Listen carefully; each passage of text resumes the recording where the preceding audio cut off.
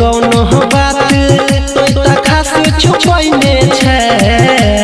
मन में कौनो बात तो खास छुपैने छे छौरी सुतै छही तो अकेले तकिया दूगो लगैने छे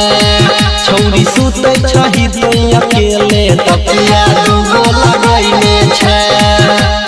मन में कौनो बात तो खास छुपैने छे छौरी सुतै छही तो अकेले तकिया दूगो लगैने छे छौरी सुतै छही तो अकेले तकिया दूगो लगैने छे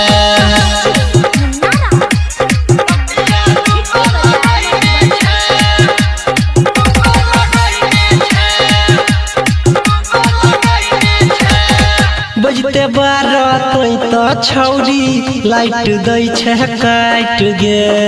लगबै नै छे केवारी के किली हल्के से दै छे साइट गे बजते 12 तो छौरी लाइट दै छे काट गे लगबै नै छे केवारी के किली हल्के से दै छे साइट गे लागैया हमरा कोनो लागैया हमारा कोनो पलान बनैने छे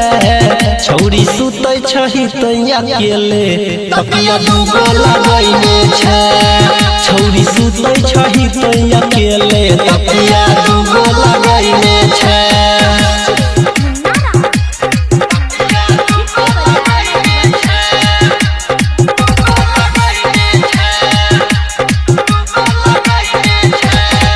जाने छियो सबटा खेला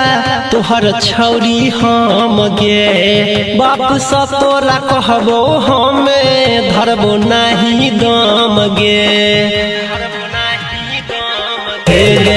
जाने छियो सबटा खेला छौरी तोहर हम गे बाप से तोरा कहबो हमें धरबो नहीं दम गे राइटर विकेसी कहै छौ इज्जत पानी में डुबैने छे परवीन देवेंद्र कहै छौ इज्जत पानी में डुबैने छे छौरी सुतै छही तो अकेले तकिया दूगो लगैने छे छौरी सुतै छही तो अकेले तकिया